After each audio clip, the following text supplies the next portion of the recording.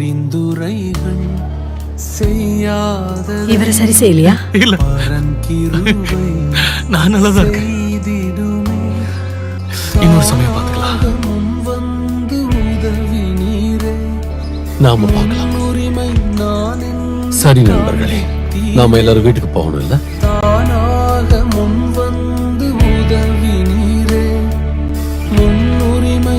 ஒரு நிமிஷம் இரு.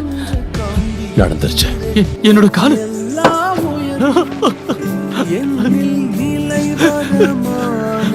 நீங்க தான் பண்ணீங்களா? கண்டிப்பா அவர் தான் பர்ணபி, வேற யார் செய்வாங்க?